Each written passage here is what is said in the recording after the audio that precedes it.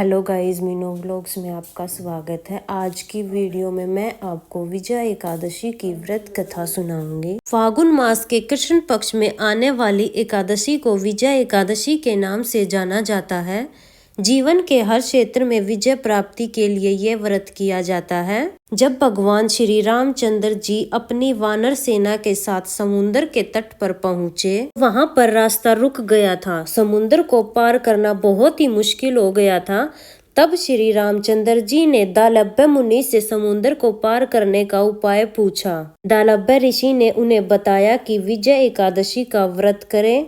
अगर वो सेना सहित विजय एकादशी का व्रत करते हैं तो उन्हें अवश्य ही विजय प्राप्त होगी। तब श्री रामचंद्र जी ने कलश की स्थापना करके विजय एकादशी का व्रत किया, जिसके फलस्वरूप उन्हें लंका पर विजय प्राप्त हुई।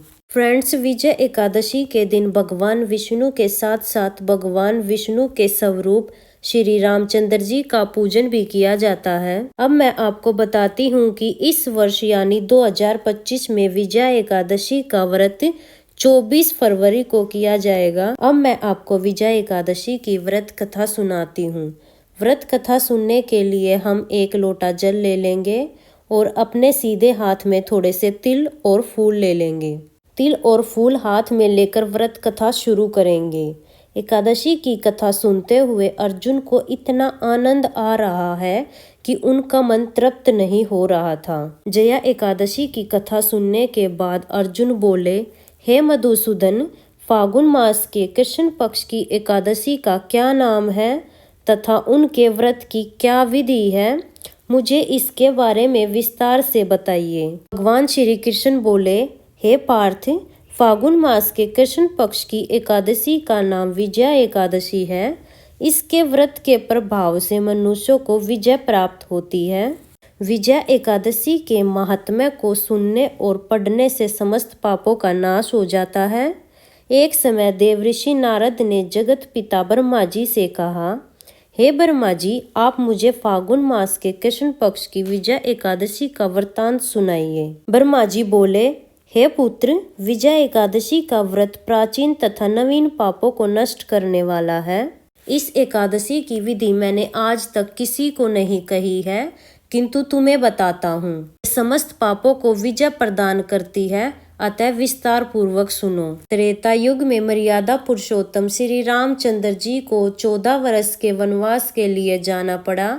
तब वह श्री लक्ष्मण जी तथा माता सीता सहित पंचवटी में निवास करने लगे। तो उस समय महापापी रावण ने सीता जी का हरण कर लिया। इस दुखद समाचार से श्री रामचंद्र जी तथा लक्ष्मण जी अत्यंत व्याकुल हुए और सीता जी की खोज के लिए चल दिए। घूमते घूमते जटायु के पास पहुँचे। जटायु ने उन्हें सीता जी के हरण का पूरा वृतांत सुना दिया और उसके बाद भगवान श्री रामचंद्र जी के गोद में ही प्राण त्याग कर स्वर्ग चले गए। कुछ आगे चलकर राम लक्ष्मण जी सुग्रीव से मिले तथा उनकी मित्रता हो गई।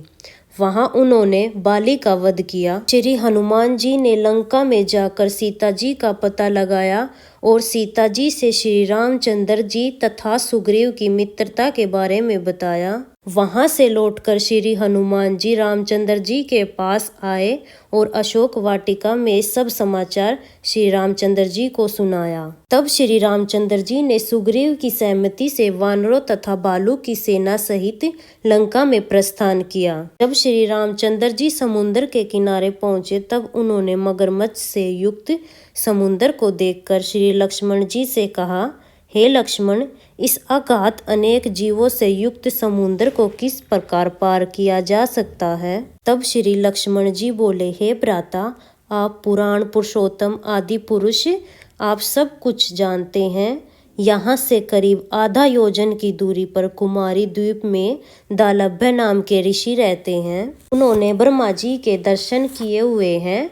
आप उनके पास जाकर विजय का कोई उपाय पूछें। लक्ष्मण जी के वचनों को सुनकर श्री रामचंद्र जी दालभ्य ऋषि के आश्रम पहुँचे। उन्होंने जाकर मुनि को प्रणाम किया। मुनि को मनुष्य का रूप धारण किए हुए पुरुषोत्तम से पूछा, श्री राम, आप किस इच्छा से यहाँ आए हैं? श्री रामचंद्र जी बोले, हे महर्षि, मैं अपनी सेना सहित यहाँ आया हूँ और राक्षसों को जीतने का उद्देश्य रखता हूँ। आप कृपा कर उस समुद्र को पार करने की कोई विधि बता दीजिए। इसी इच्छा से मैं आपके पास आया हूँ। दालभ्य ऋषि बोले, हे राम जी, मैं आपको एक उत्तम व्रत बताता हूँ जिसे करने से आपको विजय प्राप्त होगी। राम जी बोले, ऐसा कौन सा व्रत है हे महामुनि जिसके करने से हर क्षेत्र में विजय प्राप्त होती है? उत्सुक होकर श्री रामचंद्र जी ने पूछा।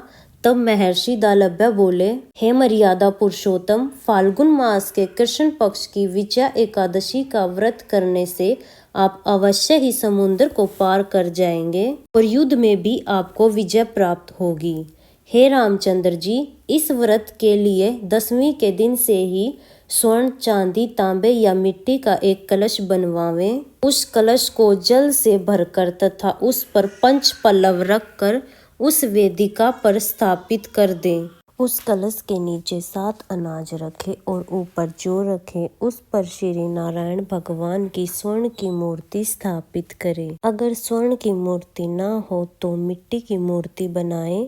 एकादशी के दिन स्नान आदि नित्य कर्म से निवृत्त होकर धूप दीप नैवेद्य नारियल से भगवान की पूजा करें। वह सारा दिन भक्ति पूर्वक कलश के सामने ही व्यतीत करें और रात्रि को भी उसी कलश के पास बैठकर जागरण करें। द्वादशी के दिन नदी या तालाब के किनारे स्नान करने के बाद उस कलश को ब्राह्मण को दान कर दें। हे राम, यदि आप इस व्रत को सेनापतियों के साथ करेंगे तो आपको अवश्य ही विजय प्राप्त होगी। तब मर्यादा पुरुषोत्तम श्री राम जी ने मुनि की आज्ञा पाकर विधि पूर्वक विजय एकादशी का व्रत किया और इसके प्रभाव से दैत्यों पर विजय प्राप्त की। अतः हे राजन, जो मनुष्य इस व्रत को विधि पूर्वक करेगा उसकी दोनों लोकों में विजय होगी। श्री ब्रह्मा जी ने नारद ऋषि से कहा, हे पुत्र, जो इस व्रत का महात्म्य सुनता है या पढ़ता है उसे वाजपेयी यज्ञ के समान फल की प्राप्ति होती है। विष्णु भगवान का किसी भी रूप का पूजन करने मात्र से समस्त मनोकामनाएं पूर्ण होती हैं।